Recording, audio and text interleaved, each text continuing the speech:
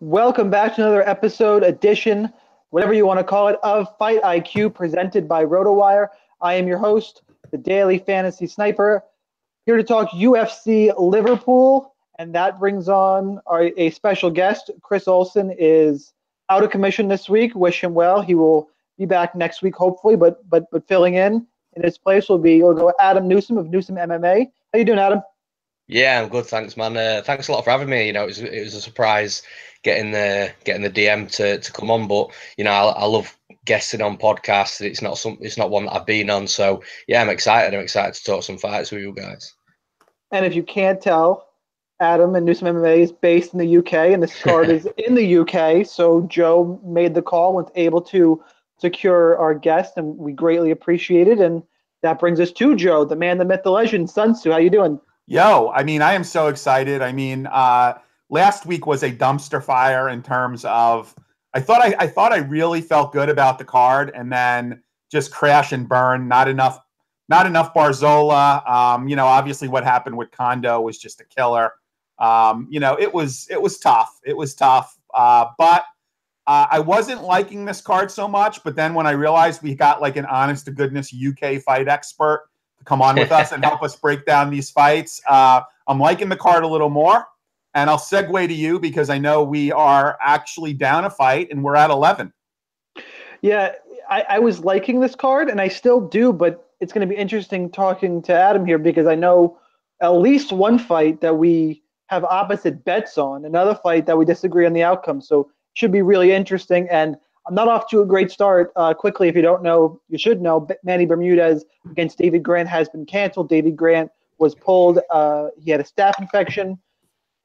And I had 4 units on Manny Bermudez and was going to lock him in on all my DraftKings lineups with like grappling upside. So I'm disappointed we're going to lose out on that fight. So make sure you don't have that in your lineups unless you want to help pay the rake for Joe and I. So going to skip past that fight and we'll now go to the opener and the headliner, the only fight on the UFC Fight Pass prelims. It is Elias the Spartan Theodorou at 9,400, taking on Trevor Hot Sauce Smith at 6,800. Wow, we have Newsomme on, and this is the fight we got to talk about first. Elias Theodorou is a minus 420 favorite, and that's probably about right. He's going to win. He's going to not score highly. I'll have a little bit in tournaments because, frankly, no one else is going to have him, and he should win his fight. And Trevor Smith is worth a play because if he does win, it'll be grappling based. I'm not too interested. Joe, how much DraftKings exposure are you going to have in this fight? Look, at 9.4K, I'd rather pay up for Magny or pay down for Breeze. So, look, he should win the fight. Trevor Smith is kind of, again, I guess he's had a couple of wins, which is why he's hung around the UFC. Theodorou is boring. He's obviously got other things going on. He's a ring boy. He's got modeling. Great. Okay. He's just not a very exciting fighter. He doesn't expose himself to risky positions. You just mad he took your job, Joe. Yeah. Yeah. He should win, but again, I just don't know. Like, if you're going to get 10x to play him in cash, I don't see that as likely. And you're not going to get 12 to 13x to play him in GPP. So I don't get it. Newsomme? Well, we've spoke about this before, and I'm not massive on DraftKings, but from the fight point of view and who I think is going to win, I actually took the plunge and picked Trevor Smith to win. And whoa, I don't think it's going to be easy, and I do think it comes down to whether he scores takedowns or not. Now, for you guys that play DraftKings, what I do know is, for fighters that score a lot of takedowns and are wrestling heavy, do tend to score quite a lot of points. Correct me if I'm wrong. Correct. I very well could be. But that's what the fight's going to come down to. I think if Trevor Smith wins, it's because he's taken him down to once or twice every single round and won a decision. But that's a big if. I just like the wrestling heavy fighters. Everybody that knows me and talks to me knows that I always tend to favour these wrestlers. And as we've already touched upon, Elias doesn't really do too much in his fights. He hits a lot of air. So from a DraftKings perspective, he's not going to be favourable to play because, you know, he's not going to score highly at all. It was just literally a pick for me. I do like Elias in regards to what I do because I'm a straight up handicapper and I've won quite a lot of money on him before because he does go in there and get the job done. It's just not pretty, it's ugly and it's boring. But I've also won a lot of money on Trevor Smith as well. And, you know, it is just a pick for me. And that's really all it is. So something I was going to start doing, or I am going to start doing after the Fight Pass prelims every week is to do our quick reads. I'm sorry it's just one fight this week, guys, but if you don't know, I said it in the open, this podcast brought to you by Rotowire. I want to thank those guys. Make sure and go to rotowire.com/free. 10 days free trial, no credit card required for all their content that is usually behind the paywall. Check it out. Season-long fantasy sports of all kinds, daily fantasy, obviously. Make sure and check that out.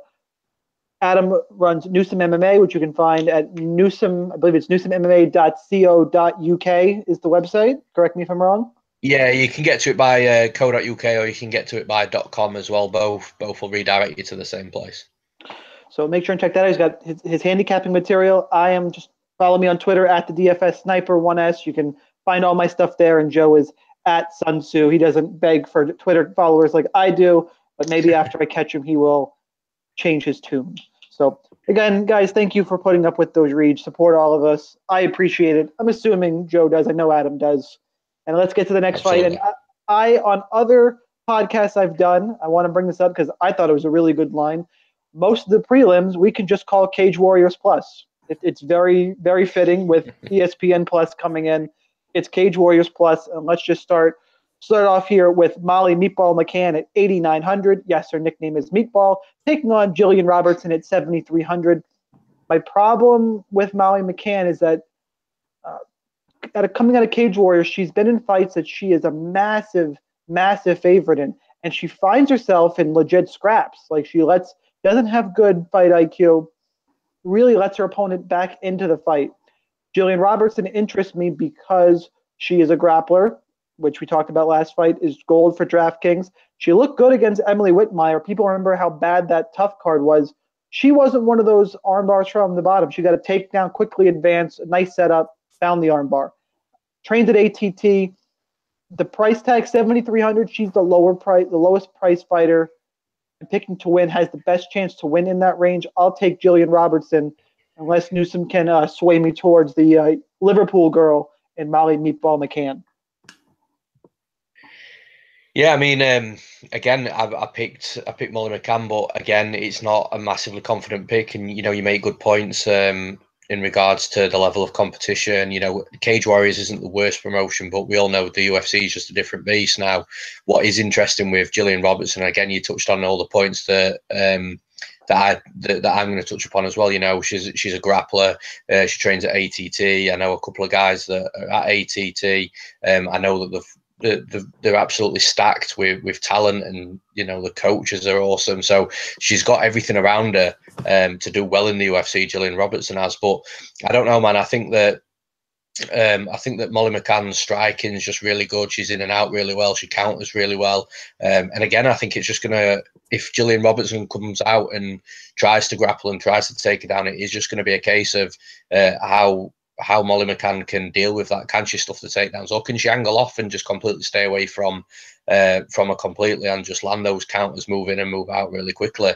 The other thing to factor in as well, and you know, you can't really put too much stock into it, but I don't think you guys will be totally aware. The Liverpudlians, the Scousers, I swear, man, like when Molly McCann walks into this arena, when Robertson walks into this arena, when Darren Till and Stephen Wonderboy walk into this arena, they're going to feel something that they've never felt before. Obviously, great things for Till and great things for Molly McCann, but I swear Wonderboy and Jillian Robertson are going to feel something and going to feel it real quick. So it's all, you know, it's part of MMA and part of this game is a mental game as well. So we'll see how they adapt to that and the surroundings. But Molly McCann's my pick. It's not a confident pick. If Jillian Robertson comes out and takes it down every round and controls the fight, then you know, I wouldn't be surprised. But yeah, McCann's my pick.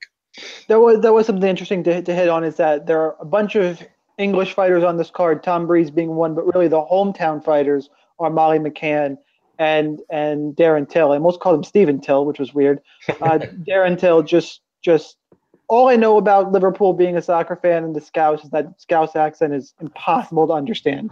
Like, if you're having a hard time understanding Newsomme, which you shouldn't be, don't go to Liverpool. Just don't do it, because it's basically learning a different language. Joe, you have the meatball, or you have Jillian Robertson? Look, I have a slightly different take on this fight. I mean, I watched some film on McCann. She's a swarming type of fighter. I mean, she comes in and she throws really fast and she swarms. The way that I see this, and this is why I'll have a few shares. I'm probably going to pick Jillian Robinson to win the fight just because I like the odds value in the line on DK. I'll have a few shares of McCann. The way that I see this potentially happening is, and this is why I'll have some McCann and GPPs, is I could see McCann just swarming her and finishing her quickly.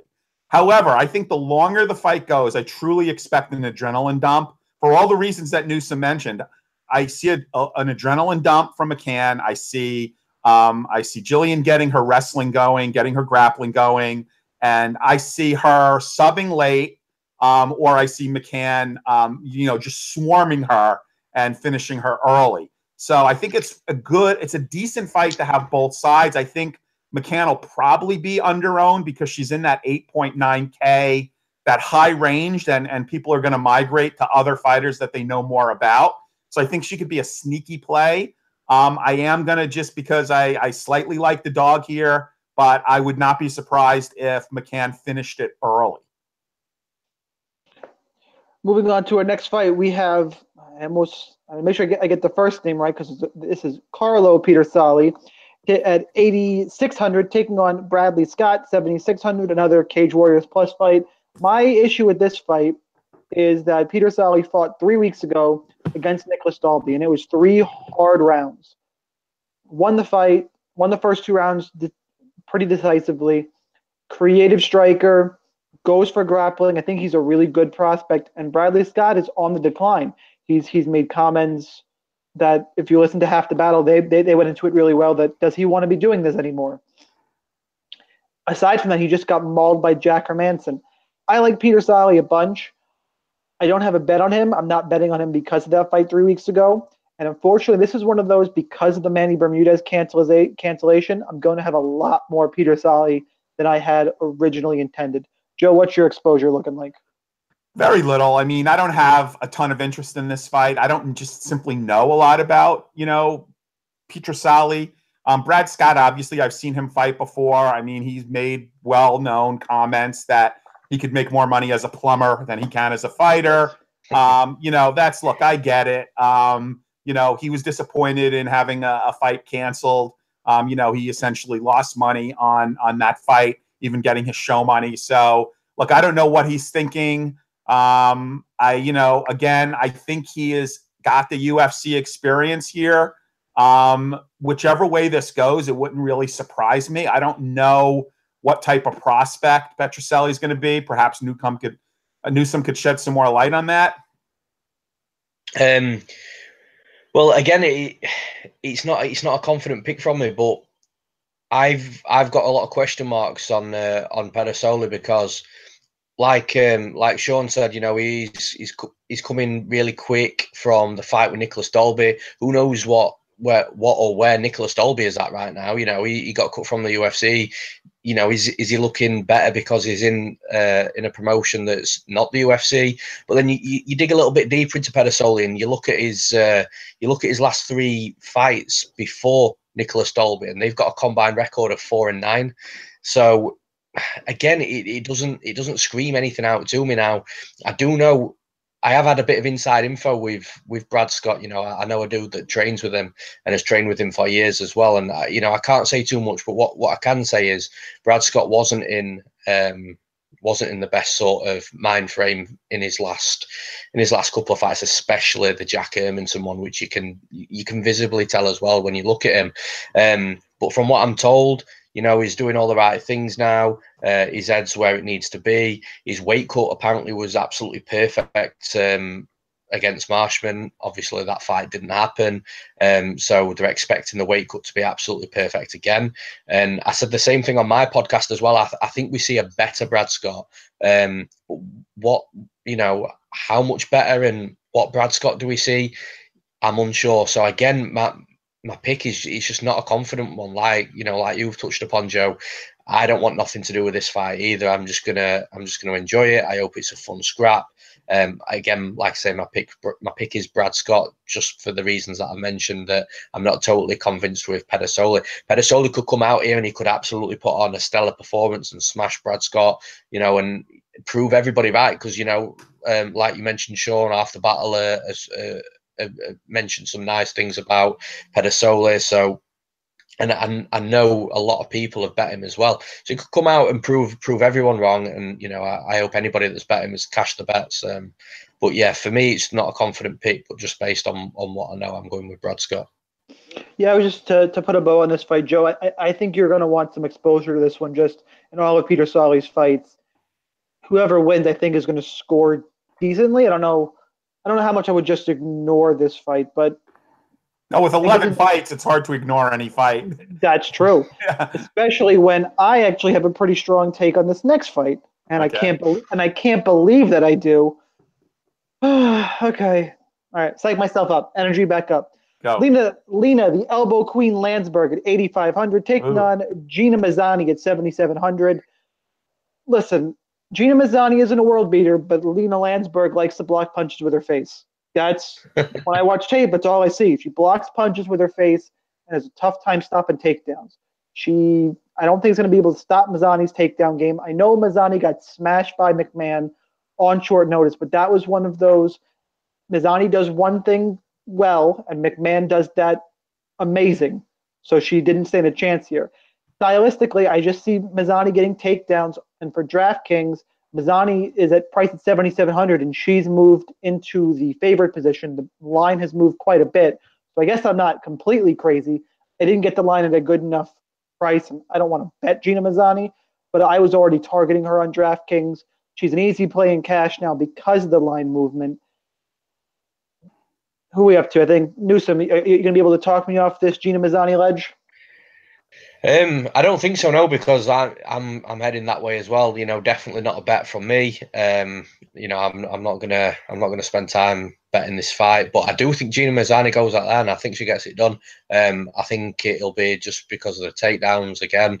I don't just pick fighters just because they've got takedowns. Sometimes that might be how people perceive what I say, but I just think that the takedown game is a type of it's a type of style in MMA that wins you rounds and looks good in the judge's eyes, and I just think that's what she's going to do. I think she's going to come out there. She might have to get hit a few times first, coming in, finding the range, waiting for the right time to take her down. But ultimately, I do think she gets the takedowns, and I think she gets the takedowns in 2 of the rounds at least, and can score a 29-28. But ultimately, I think it'll go to a decision. But yeah, I think Gina Mazzani will have her hand raised at the end of it.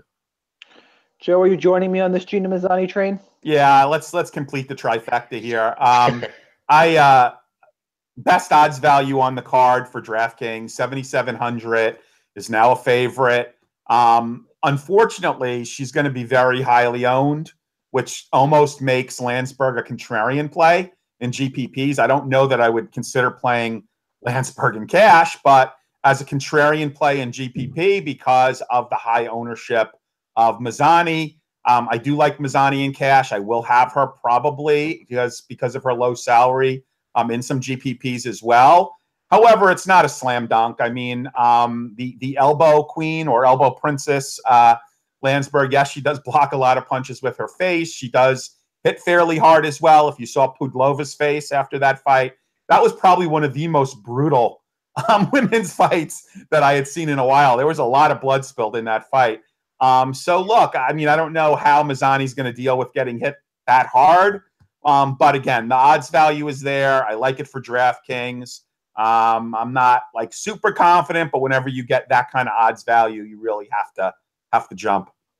All right, moving to our next fight. And Joe, I'm going to put you on the spot twice because looking at this card, doing some of my builds earlier, I think a lot of people are going to be faced with two different decisions. And Adam, you can weigh in as well. It's going to be Tom Breeze who's in this next fight, or Nordine Taleb, or you get stuck choosing between Spicely and Peter Salle. We talked about Peter Salle. We'll get to Spicely, but I just want to keep that in the back of your minds because I think that's going to be a common choice people are making this week. Tom Breeze is priced at $9,000, taking on Daniel Dad Bod Kelly at 7,200. Listen, Dan Kelly, I understand it's tough to bet against him because he has this superhuman ability to just eat punches and come back. But guys, he beat Carlos Jr. by getting the shit kicked out of him and surviving. He beat Kamosi because he's a Kamosi you can't stop a takedown. He beat Rashad Evans because it's 2017. Brunson knocked him out. Theodoro beat him. Tom Breeze is a legit prospect. I think got power in his hands, should land something, should get an early finish. As long as he's over these anxiety issues that forced him to pull out of his last fight. I like Tom Breeze a bunch here. I bet him straight up for 3 units. I think the line was about minus 250 or so. I don't have it up in front of me. I like Tom Breeze a bunch. I suspect he gets the job done early. Joe, what do you think? Look, I have to go with Tom Breeze as well. As much as I respect Kelly, I'm not sure I understand this fight so much. Like, why are you flying this poor guy in from Australia to the UK to fight, Tom Breeze again? To settle his nerves. I guess, yeah. I mean, look, he's coming off a layoff, which concerns me a little bit. I guess I know he moved his camp, but, again, he should have way too much for Kelly. Now, the question is, will he earn his salary if he doesn't get the finish? That's something I think we all have to think about. I unfortunately do think, and unfortunately because I do respect Kelly a ton, I do think that Breeze will get the finish. I like Breeze here. One of my favorite upper level plays. Again, there are some concerns about the layoff, and you highlighted the anxiety issues. And Kelly is just tough as nails. But I'm on Breeze here. Adam, are you? I'm assuming you're picking the UK guy. Yeah, for sure, man. Just before I go into how I think he's going to win and stuff like that, lucky for you guys, I've got more inside information right here. So I was talking to KSW middleweight Yannick Bahati, who's trained with Tom Breeze before, and because there were a few things surrounding the issue for me with the gym, and a lot of the UTC guys that trained in Birmingham, when that's closed and relocated to West Brom, I believe, have moved over to Renegade Brazilian Jiu-Jitsu, where Tom Breeze trains. So he's had your Leon Edwards, Fabian Edwards, Yannick as well. He's had a load of good guys surrounding him. Apparently, he's looking really good. He's looking really sharp. And yeah, I just had a lot of good things said about him when I spoke to Yannick about it. And yeah, I'm totally on Breeze here. I've got, from a betting perspective, I've got 4 units on Tom Breeze. I also put 1 unit on the under 2.5 rounds as well. I got that at plus money. I don't see it. I just don't see Dan Kelly lasting more than 7.5 minutes. And I think it'll come one of 2 ways. We've seen Dan Kelly be susceptible to get knocked out by southpaw fighters. Guess who's a southpaw fighter? He's also got a vicious straight left. He works combos that are perfect for him. And one of his biggest games is one of the biggest sides of his game is his heavy left leg kick, which obviously throws to the body and to the head as well. But then you look at Dan Kelly. Dan Kelly's got an ongoing knee problem. He's a southpaw fighter as well. The ongoing knee problem is on his right leg. Guess what leg that powerful left is going to hit if Tom Breeze's? I think that could potentially be the one that ends the fight, but the straight left wouldn't surprise me either. Like I say, I just don't see this fight going past 7.5 minutes. I think Tom Breeze is going to come out here and I think he's going to smoke him. So yeah, that's my take on it. I've got 4 units on him straight, and then 1 on the under 2.5, which was I got that at plus 175, which is just a ridiculous line. So yeah, I'm really high on Tom Breeze. I hadn't considered that. It's plus 155. You guys are going to see me typing while this next fight's going on, because I assumed this under was set at 1.5. Like you had 7.5 minutes in there. I wasn't so sure. 2.5 at plus money. There'll be at least a unit bet on that. Yeah, for sure. So if you see me typing, guys, that's what I'm doing. But moving on, Eric Spicely, 8,700. So remember, Joe, we're talking Spicely or Peter Solly. That's right, Eric Spicely at 8,700 against Darren Stewart at 7,500. Eric Spicely is a submission specialist, like you have to call him. He spent his last fight on the back of Gerald Meerschaert for 5 minutes in the first round, couldn't get the finish, and then got body kicked, knocked out in the second. Before that, he was subbed by Carlos Jr., which is, if you heard me on any podcast, Carlos Jr. will be a champion in sometime in 2019. That's my call. It's tough, though, because Darren Stewart can't stop a takedown, and he got subbed out by Carl Robertson. Julian Marquez took him down. Actually, Darren Stewart got 4 takedowns in that fight. That was one of those crazy back and forth fights that earned Marquez another fight because it was fight of the night and entertaining. I think that was a product of Julian Marquez. Stylistically, everything points towards Spicely in that he should be able to secure the single leg takedown. He should be able to get the sub once the fight's on the ground. The problem is if he doesn't, he's Eric Spicely, and Darren Stewart will beat him on the feet. Like, I want to pick Spicely. Everything tells me that's how this fight should go, but I have a tough time with Spicely fights ever since he beat Thiago Santos. So I'm having a tough time with this one. Newsomme, you want to help me out here? Yeah, I completely get where you're coming from. I actually I taped the fight of a potential bet in favour of Eric Spicely, and I know a couple of people that I talk to on MMA Twitter, a couple of sharp guys have already bet him as well, and sort of that's what made me look into the tape. But I couldn't make the bet because in two of the fights, especially the Gerald Meerschaert fight, you saw Spicely cover up against the cage and just let Gerald Meerschaert just tee off on him. And Gerald Meerschaert's not a striker. He's predominantly a grappler. So that really worried me because all I was envisaging in my head when I was watching that tape is if that was Darren Stewart teeing off on Eric Spicely and not Gerald Meerschaert, then it would have been Eric Spicely taking a canvas nap for sure, which he did, shortly after.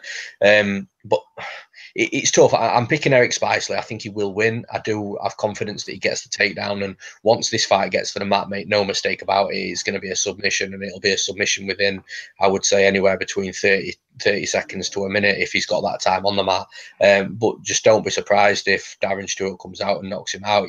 I get where you're coming from in regards to the toss-up between them both. And yeah, it's tough. It really is tough because you watch Eric Spicely cover up against Meerschaert and suddenly it just puts all doubts in your head of what's going to happen in this fight. But the pick Spicely by submission, and he's not totally confident. Joe, Spicely or Peter Solly? So God help anyone that wants to actually try to get inside my head, but I have to say that when Stewart was fighting Marquez, the only thing I could think of was the irony of that fight, given that you had the dentist fighting the Cuban Missile Crisis and how poor dental care has historically been in communist countries. So that is like 8 degrees of separation to get to that was, like I said, fight going on. You do not want to get in my effing head. You do not. So, look, okay, this is a poor stylistic matchup for Stewart, I think. This is definitely a loser go home type of fight. Someone's getting a pink slip. The reason why I'm leaning towards Spicely is because I think he is a better submission grappler than Stewart is a striker, and Stewart was submitted by a kickboxer. So that's why I'm leaning towards Spicely. It's hard to be really confident either way in this fight. I think Stewart is going to be popular because there's some salary relief using Stewart, and because Spicely is one of those high ceiling, low floor type of guys. I know our good friend BB Bomb Brett Appley is going to have some shares of Stewart. It's no surprise. He mentioned as much on his pod. Although his girlfriend likes Spicely, so I don't know if he's going to be playing Spicely. But I will probably have shares of both, but probably more of Spicely. How about Spicely versus Peter Solly in cash? I just know nothing. First of all, I see Spicely as a GPP guy. I mean, my cash lineup is pretty much set in my head, and it doesn't have either one of those fighters in it. Just because I don't know anything about Peter Solly. But again, I don't see this as a cash type of fight. I see this as more of a GPP type of fight. Yeah, and just circling back to Brett Apley, this is going to sound weird, but you mentioned his girlfriend, and my wife's watched some fights with me, and she has this weird thing where she's like, "Who are you rooting for?" I'm like, "That guy," and she'll just look at the people and go, "That guy's going to win." And 9 times out of 10, it's astounding. She's right. She's like, "You're going to lose right now," or she'll look at him and go, "That guy's going to win." I haven't told her who I'm picking. It puts me to shame sometimes. And then when they look at you afterwards and say, I told you so, and you look at them thinking, I've just done my tape. You know what I mean? You haven't done no tape. You haven't even done nothing. What do you mean? What do you mean that Eric Spice is going to beat Thiago Santos? You out of your mind? I mean, that wasn't one of the reactions, but I really should just make a lineup based on showing her pictures and see. No, absolutely, yeah, you should do. Why not? Just put it in a GPP. Do it. I will do that this week. Moving on to some more, thorough analysis, which is what everyone's here for. The other decision to make: Nordine Taleb at 9,100 taking on Claudio Henrique de Silva. Just going to call him Silva. Claudio Silva at 7,100. The problem is Silva hasn't fought in 3.5 years. His last win before that is a good one. It's Leon Edwards, who's now thankfully a ranked guy in that division.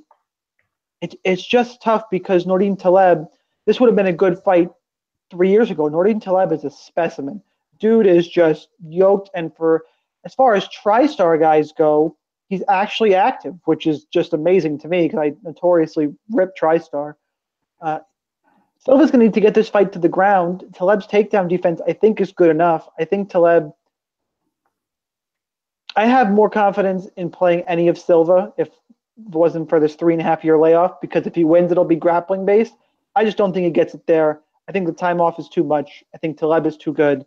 I like the price tag at 9,100. I'm just not sure if I can fit him in because, as we'll get to, Magny's basically 3 points. So, Newsomme, what are you thinking of this one? Do you have any more insight on the 3.5-year layoff of Claudio Silva? Yeah, it's a bit of a strange one for a fighter to. Sometimes you can get the year and 2 years, but when it starts getting to 3 and 4, you really start to question it. And then, obviously, when the last time Silva was fighting, this was all pre-USADA as well. So, I believe pre-USADA, I think it was. But, you look back and a lot's changed since then. And I also hear a lot of people mention, because it's the first name that sticks out when you look at his record, that he beat Leon Edwards, and everyone's like, oh man, Edwards is legit, and he is a legit fighter now. But what you've got to remember is, like we said, this was 4 years ago. I think Leon Edwards was 21, maybe 22 then, so he was just a kid himself. And he still put a good performance in Leon Edwards back then. He wasn't a slouch then either. But like you said, Nordine Taleb is a specimen. He's a big guy. He's a big guy for the weight. He's got takedowns himself. He can use that to defend the wrestling of Silva. Silva gasses as well horribly. So it wouldn't surprise me Nordine finishing him late on. I don't think it'll be early. But then the other side to it as well is Nordine has been known to cruise in fights. He did it against Oliver Enkamp.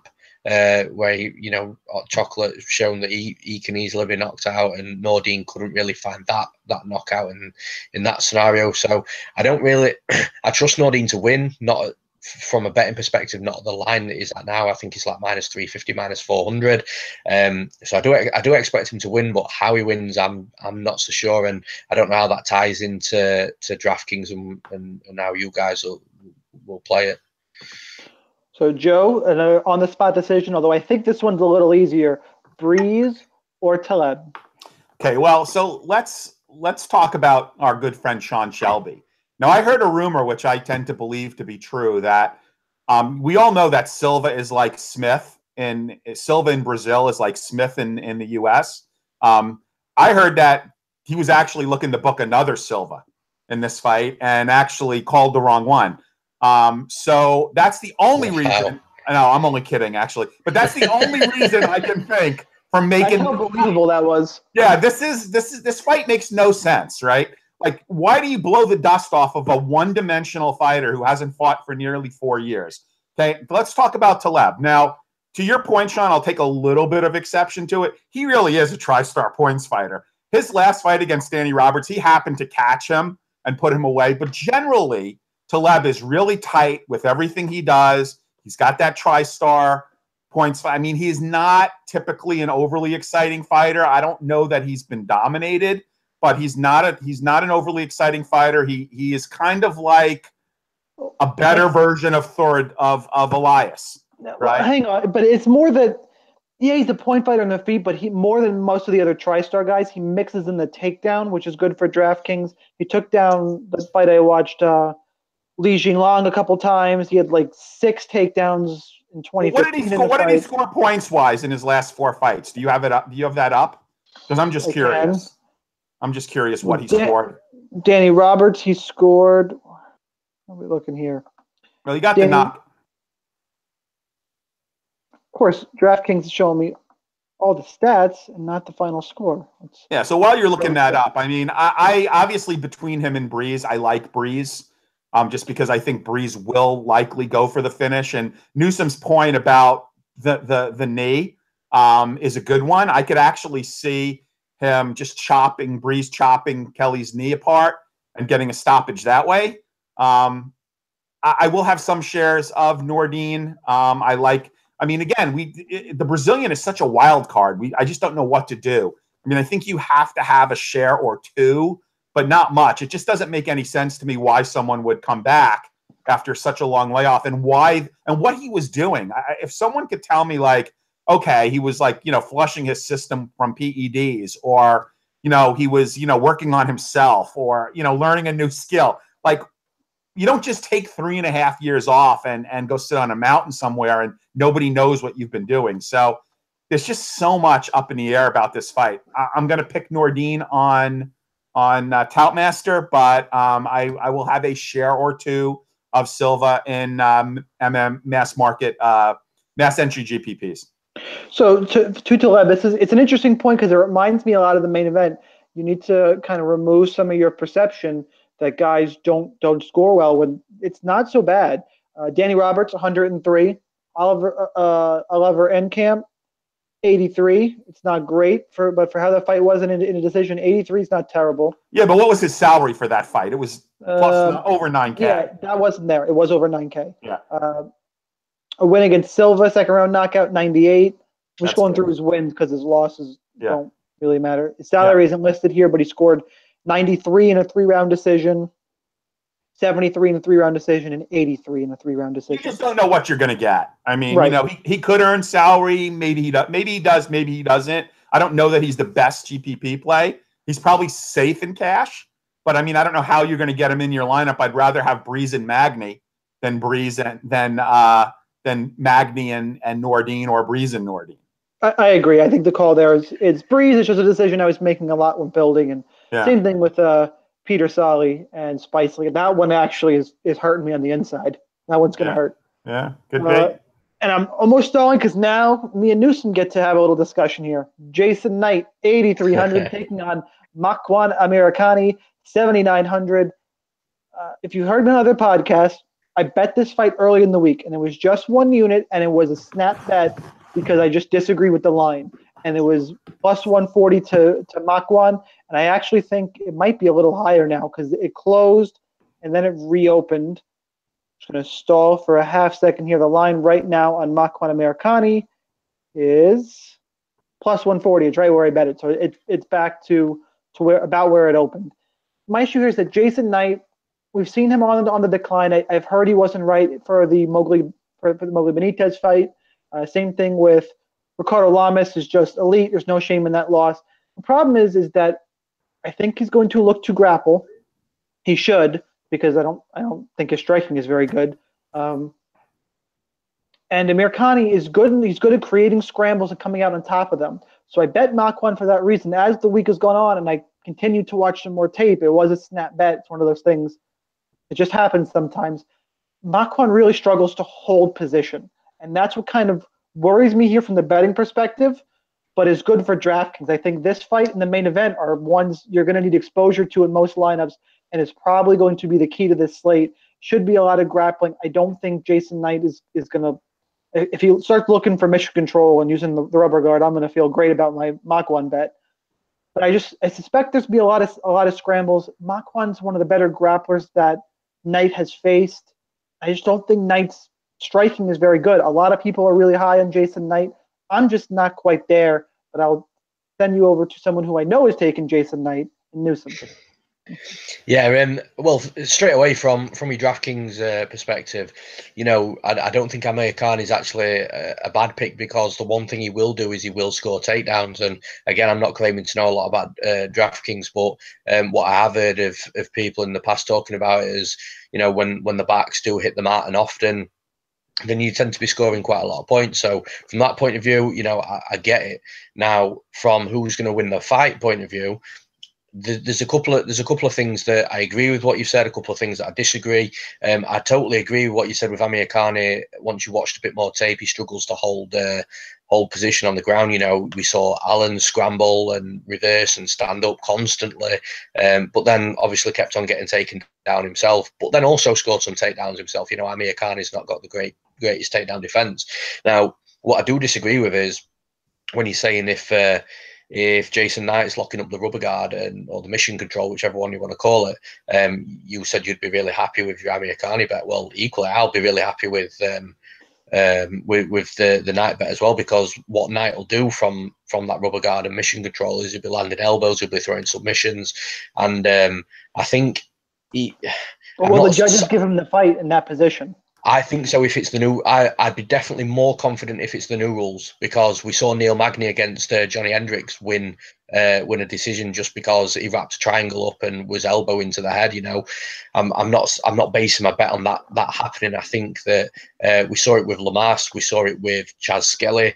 They all tried the look in Jason Knight's guard, and they all didn't like it. They all stood straight back up. They went in it. They tried it, especially Lamask. You saw that he took him down. Knight accepted it. He got beaten up a bit on the ground. Lamask didn't want anything to do with it. He stood straight back up and he knocked him out, and he got the finish that way. I just think that from what I saw of Amir Khan getting worked on a little bit, especially towards the end of the fight against Arnold Allen, and then looking at how Jason Knight was scrambling against Chaz Skelly, who I think is also a good wrestler as well. I'm just really liking Knight here. And one thing quickly, without going on too long, to mention that I don't think a lot of people are touching upon here is Amir Khan is gas tank. Amir Khan, he tends to gas in most of his fights, and the fighters that he's gassing against aren't really putting too much of a high pace on him. They aren't really pushing Amir Khan to the limits in regards to a high tempo fight, and yet Amir Khan is still gassing. Jason Knight is definitely going to put on a high pace. He's definitely going to come out like a bull. He's definitely going to keep that pace over three rounds. Yeah, he might slow down himself, but at the two, Amir Khan is going to be one that gasses when that fight is a fast pace, unless he suddenly grew cardio out of thin air and adopted that in the year that he's been out. So I'm really confident in Jason Knight here, and he's actually my most confident play on the card. In regards to the bets, I was actually making the choice of myself between Breeze and Spicely when I was watching tape, and ultimately, as I've already mentioned, I've gone with Tom Breeze. I am confident Tom Breeze gets it done, but I just think stylistically this is a really, really good fight for Jason Knight. And I do just the bet's there. I'm tracking it because I made it. I wish I didn't because of that lack of position. I misjudged the line, but I'm not backing down on DraftKings. If he wins, it's going to be grappling based, and I'm still pretty happy about it. I get that, yeah. So, Joe, what are you looking for in this? I mean, I think we're all expecting grappling here, so you have to have a pretty strong take on this fight to be successful. Okay, so let's talk about bronchitis. When I was in better shape than I am now, I had bronchitis, and I could barely walk up a flight of stairs. Jason Knight went into his last fight against Benitez with bronchitis, right? I can't imagine attempting to have an MMA fight while suffering from bronchitis. Now, again, Benitez has proven to be a special fighter, so I'm not going to say that the result might have been different had Jason Knight not decided to fight with bronchitis. It's a decision he's since regretted, but he's one of those Mississippi mean guys that, all challengers anytime, did not want to appear to be a puss and wimp out. I think he's going to show much better here. Mr. Finland, extremely inactive. I don't know why that is. I don't know how you make a living fighting once a year in MMA, even in the UFC.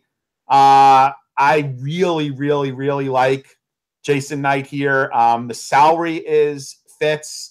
I like him in cash. I like him in GPPs. Because of the grappling, I will have a few shares of Mr. Finland. But I really do like Knight pretty strongly here. Let's move on to our next fight. A guy whose last fight was against Makwan Americani, so also been off for a year, which hopefully Joe mentions, because I think a lot of people are high on Arnold Allen, except someone on this podcast, but we'll leave him for second. Arnold Allen, 9,200, taking on Mads Burnell, 7,000. I like Arnold Allen here. My biggest concern is Mads Burnell. I hope he doesn't try and pull a Michel Prazeres, come in 7 pounds overweight. So we'll see how he weighs in. He is, to me, he's a good prospect. I think he's a little raw. His BJJ's, I think, the best product of his game. Gassed out in that, I believe he gassed in the Santiago fight. Arnold Allen, I think, well, I know he's got a better stand-up, in my opinion. He should be able to piece up Burnell on the feet. He's got to keep this fight standing. I think his takedown defense is good enough to do that. For that reason, I'm taking Arnold Allen. Before we get to the counter opinion, let's see if Joe agrees with me. Okay, so first of all, Arnold Allen is a good dude, right? I've traded some tweets with him, and I owe him a pizza next time he comes to New York. He is a big fan of pizza, and I was shocked when he said like Domino's in the UK costs like 20 pounds. That seems outrageous. But anyway, he seems like a good dude. I was surprised when I saw the face-offs, the ceremonial face-offs, how big Burnell looked. There's a saying in horse racing that, when you give a horse Lasix, which is a anticoagulant, that it takes 3 races before the third time that the horse races, he really feels the effects of the drug. I think this is Mads' third appearance in the octagon. First time, short notice. Second time, he kind of ground out Santiago. Allen is coming off of a layoff. There's a couple of really interesting narratives around this. I will have shares of both. I will have more of Mads simply because of his very, very low salary on DraftKings, and I could do a lot more with him. It wouldn't surprise me either way. If Mads does win, we know it's going to be takedown heavy, and we know he might even be able to score decently in a loss unless, Allen finishes him. I don't think the inside the distance prop is very good on Allen, or isn't great on Allen. So again, I like the dog here. I'm probably going to pick the dog on Toutmaster. But it wouldn't surprise me if Allen got the decision. But I will lean slightly towards Mads, and I will definitely be using him more than Allen on DraftKings purely based on salary. Newsomme? Yeah, so I mean, I'm solely on Mads Burnell here, and it's weird because I actually went into tape wanting a potential bet on Arnold Allen. I thought the lines would be close because of Mads Burnell's put on a good performance, even in his short notice loss to Michel Prazeres. He didn't look terrible against the tractor that's running through everybody right now. But yeah, so I went into tape wanting to bet Arnold Allen, and I was so surprised with what I saw. And Mads Burnell, his wrestling game and his entries on his takedowns are just a thing of beauty to watch, and he changed them together well. So when he doesn't get the double, he'll chain it to a single. When he doesn't get the single, he'll just grind on his opponent on the cage, and the clock will be ticking down while he's scoring points, which obviously from a betting perspective is good. But ultimately, he will pick his fighter up. He will dump his fighter. His submission game's good as well. So then, after I was completely sold on his wrestling, which I absolutely was, especially then after watching Amir Khani and Arnold Allen as well, I was thinking, well, if Amir Khani's had success taking Arnold Allen down, then Burnell will have that success. But then I think Burnell's much, much heavier on top than Amir Khani is. So then I'm thinking, will Allen be able to, will he actually be able to stand up or reverse him? I'm not confident he will. So then I went on to the striking. Now, Arnold Allen, I'm not going to sit here and pretend that Arnold Allen isn't the better striker, because he is. But the one thing I love about Mads Burnell, and it's these types of wrestlers, again, I mentioned it on my own podcast, it's wrestlers like Mads Burnell and Alan Patrick that don't have the greatest stand-up or the greatest striking, but what the striking does allow them to do is it aids what they want to do in the fight, which is the takedown. So it's what I'm talking about is these overhand bombs coming in hard and heavy to make their opponent back up and really start to put their hands up to block these bombs. Once the hands are up, that's when they duck and shoot for the takedown. Like I say, if you've got a good entry, you'll have real success in doing that. But then the other thing as well with Mads Bennelli is he moves his head off the centre line really well as well. So Arnold Allen's going to have a difficult moving target to hit. He's not going to have a head that's there that he can jab off and really start hitting combos with. Mads Bennelli's going to walk forward. His head's going to be left and right off the centre line, winging bombs, closing distance and getting takedowns. And I think even from a DraftKings perspective, I think he's going to score somebody a lot of points.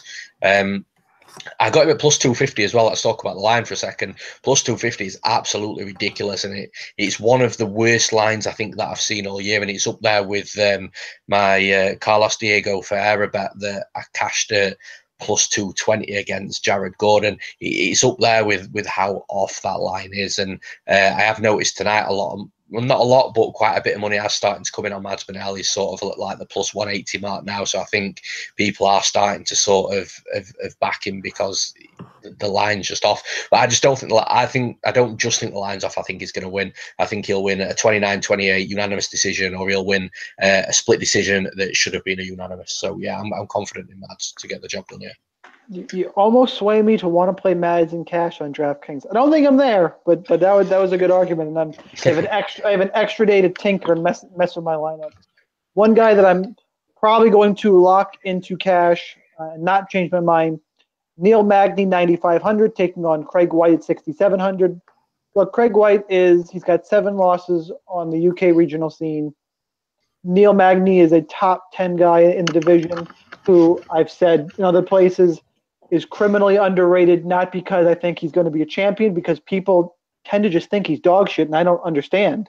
Dude is fine. He's got wrestling. He doesn't use his length great. I get it. You want him to use his length more. Not his game. The body lock takedowns will be there as long as he survives Craig White isn't a volume striker, but when he opens up, he's pretty aggressive. I think this fight hits the mat. Magny either just dominates him, eventually gets a sub. I don't see a world in which Neil Magny loses unless it's Alex Hernandez versus Beneil Dariush again. And for DraftKings, I'm going to go ahead and lock him in on cash. It's a little harder in tournaments. He's a minus 650 favorite. That's where I'm looking. You seen anything different with your UK boy, Newsomme?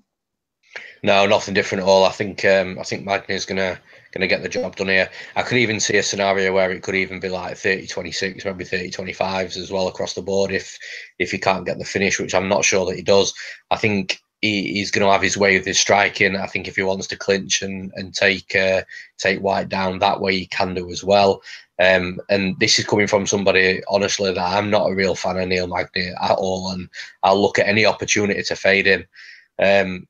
I'm just not a total fan, but you've got to put all that aside when it comes down to money and picking fights, because it's the money that talks, and Magny's going to get the job done. You mentioned all the points that I would mention.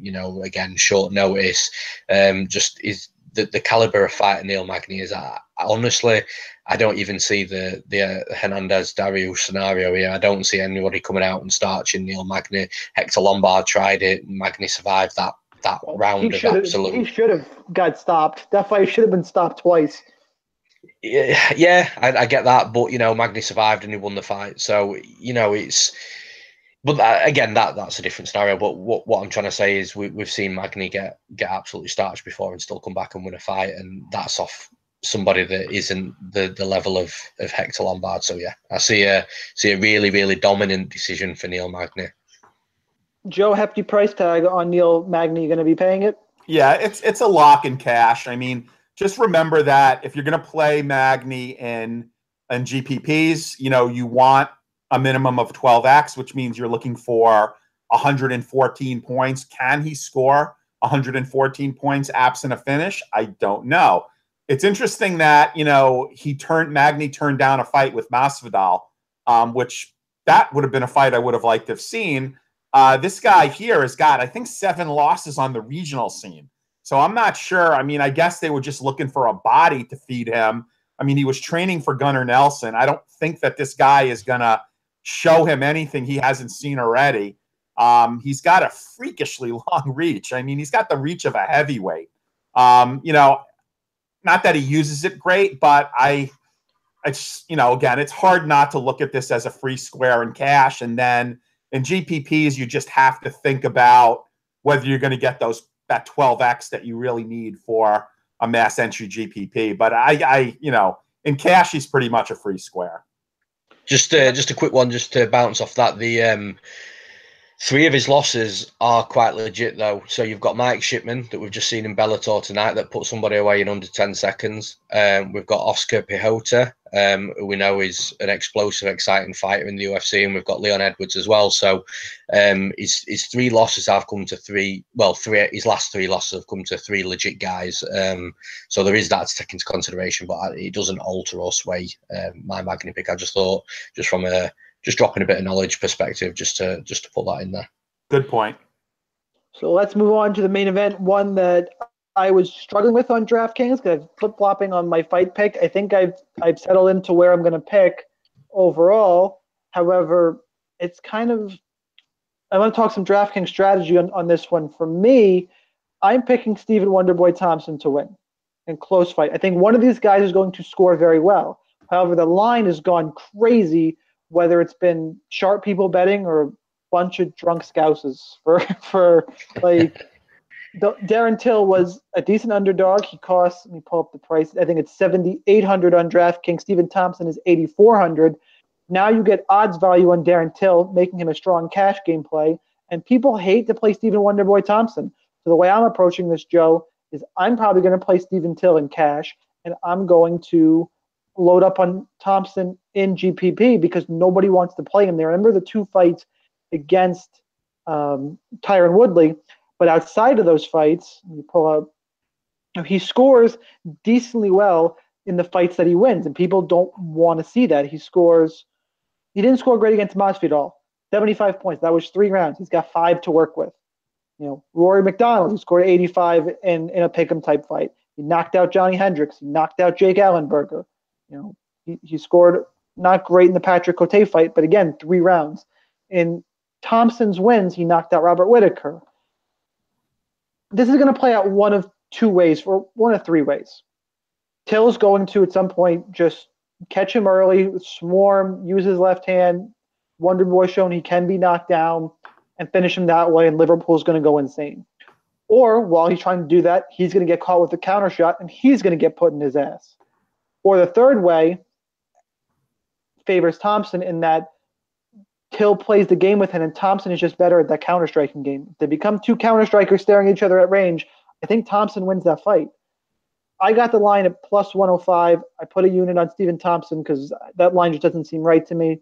The way this has devolved, a tough decision just based on game theory and odds value, Joe. It's become pretty easy for me to diagnose from a DraftKings perspective. Are you on the same page as me, or you have a stronger take on who's going to win our main event? Well, look, to quote another person or people from Liverpool, I think it's going to be a hard day's night for Mr. Till. And look, I've gotten into a bit of a little Twitter debate. It was very respectful and not contentious with one of the MMA odds breaker guys. And I am a Till supporter. I mean, I was very happy when he came back from his layoff. It's just, it seems like I'm in bizarro world because he skipped a few steps here. I mean, he overwhelmed a very undersized Cerrone. He came into that fight. It was like a man versus a boy in that fight. I get it. It was impressive. He won. I don't know how that parlays into a main event against an accomplished fighter like Stephen Wonderboy Thompson. I like Till. I think Till has got a lot of promise. There are at least 6 fighters off the top of my head that I think could beat Till right now. I like Thompson. I am going to be under, and this is painful because there is real odds value. Outside of Mazzani, Till has probably the 2nd best odds value on this card relative to his DraftKings salary. So I am probably going to be underweight. I have not finished making my lineups yet, but I will likely be underweight to Till and overweight to Stephen Wonderboy Thompson. His salary is low enough, Wonderboy Thompson's, that even if this goes to decision, he should earn his salary for both cash and GPPs. So that's kind of how I'm looking at it. And I also, Till's gas tank. I don't know if it does go 5 rounds, Till is going to be heaving and wheezing. I agree with that. So we will let the UK guy bring us home. Are you picking the UK guy in the main event? I'm having a really tough time with this one, to be honest. Yeah. I'm picking Till, but the reasons that I'm picking Till aren't from a technical analytic point of view, shall we say. So the reasons I'm picking Till is I think I like his size for a welterweight for a start. I think he can potentially bully fighters moving forward. He's calm, he's cool, he's relaxed. Doesn't let anything get to him inside the cage. He's a little bit like Shane Burgos in a way for how relaxed that he looks in there. It always amazes me, how they don't show any sort of emotions. But ultimately, weirdly, with Till, I just see a similar sort of rise, similar sort of career trajectory that we've seen with Conor McGregor. Oh no, the McGregor word. And somebody get a dolly. I just think that the way he's talking, the way he's getting these fights, like you mentioned, Joe, he skipped a few steps. Suddenly, he's fighting Wonderboy, that is one of the best in the world, coming from Cerrone. There's only one way you get a fight jump like that, and that's talking the game. And he's knocked him out as well. But this is what I mean. I'm picking Till just because I just feel that, again, I'll say it again, like McGregor was going from fighter to fighter, making his way up in competition, and every single time people are like, oh, this is a big step up. Can he do it? How will he cope with this? How will he cope with that? Then bang, knockout. Next one, the same questions, knockout. The next one, you know what I mean? It's just the same. It just seems to me that he's got the same career trajectory, but from an analysis point of view, anybody listening to this, that's not offering anything to anybody else, because I think Wonderboy is the better fighter technically. In regards to where the fight is going to go, I think it's quite clear. I think we either see a Till knockout or we either see a Wonderboy decision. I think whoever does end up winning this fight, I think they're going to make it look easy, because either Till will come out, knock him out in 2 rounds, and everyone will be like, oh, that was so easy, or Wonderboy will just school him totally for 5 rounds, and everyone will be like, oh, okay, yeah, Till wasn't there, and Wonderboy, that was such an easy pick, it was such easy plus money. So unfortunately, I'm not going to be really much help in the breakdown of this fight, just because I don't know. And you know what, sometimes in mixed martial arts, especially as a handicapper, it's absolutely okay to sit back and hold your hands up and say, I do not know. I'll be sitting back. It's a bank holiday Sunday for us in the UK. The weather's going to be good. I'm going to be at the pub. I'm going to be on an all-day session on the beer. I'm going to be in front of that TV when Till's fighting. I'm going to be screaming. I'm going to be going nuts with everybody else. If he knocks him out, there's going to be pints flying all over. So it's going to be a good day. So yeah, I'm picking Till for the knockout. But seriously, it's nothing. I don't know. I've said it. I just don't know. Unfortunately, Joe and I don't have that luxury. This is this and the Mach 1 night fight are the closest fights and probably the most important fights. We should have talked about this beforehand, Newsomme, so I'm going to put you on a little bit of a spot. We also, at the end of these episodes, do a hot take for the card, trying to think of something just out of left field that we think is going to happen. For example, 2 cards ago, I said that we're going to be, I think I said 6 submissions on the card. I got to 5 almost there. Stuff like that, just kind of out of the ordinary. For example, Chris a few weeks ago took Amanda Bobby Cooper. We let that go and made him look very silly for that one. So for this card, I'm going to go ahead, and I hope I'm wrong. I don't think a Liverpool fighter is going to win in the first card at Liverpool. That will be the hot take for this week. Joe, you got one? Yeah, I mean, I think my hot take is that Mr. Knight gets back on track and he does it by finish. Knight finish is a hot take. All right, we're gonna let this. You don't think that's enough of a hot take? Okay, let's do another hot take. I predict that that beer sales in Liverpool will increase dramatically after the main event, as people tend to drown their sorrows. I think I'll also go one step further. I think at some point Conor McGregor is going to get up on the cage in the octagon. Maybe he'll start yelling at Darren Till. That could be fun. Newsomme, you got one for us? Otherwise, I'll let you off the hook. No. I've got something. I wanted to mention it anyway. if just keep an eye on the price of Darren Till, especially in regards to DraftKings and in regards to betting as well, because I think if Liverpool win the Champions League final, someone mentioned this on Twitter. I'm not going to take credit for this. Somebody mentioned this on Twitter earlier, and for some reason, I totally agree with it. If Liverpool win the Champions League final and beat Real Madrid, I think there's going to be so much more money coming in on Darren Till. I think he's going to end up becoming a ridiculous favourite. Oh wow. That is a great hot take. Keep an eye on that. It's the stigma. It's the stigma around Liverpoolians. They're passionate people, man. If Liverpool win this Champions League, everyone's gonna be going nuts because it's the day before UFC. It's Saturday night. Saturday night. For those of you who don't know, it starts 2:45 Eastern time in the US. Games takes about 2 hours. Start looking for action around 5-6 o'clock Eastern. Is that Real Madrid? Who are they? I don't know. Is that Real Madrid who they're playing? Yes, it is Liverpool. Yeah. It is Cristiano Ronaldo, right? Yeah, Mohamed Salah against Cristiano Ronaldo. And sorry, we just dropped some soccer, but Newsomme and I are both soccer guys, and that was bound to happen. So, Adam, thank you for joining us this week. And thanks a lot for having me. I really appreciate it. I've had a good time as well. Yeah, you ever need me or Shaun on, just reach out. Oh, for sure, man. I get guests on a lot on my podcast, so definitely hit you both up. Sounds good. Let us know, guys. Next week, hoping Chris will be back. It is a Friday card from Utica. I know Joe is going. Make sure and follow us on Twitter. You'll get some updates. We're going to try and do an episode. Not sure about the timing yet, but that's still up in the air, Shaun. Just an FYI, I have not yet pulled the trigger, so okay. I may or may not go. So we'll see. Some breaking news. But before we get to next week, good luck in your contest this week for UFC Liverpool. Again, check out Rotowire, rotowire.com/free. Follow all of us on Twitter. Good luck in your contest. We will see you next week. Out.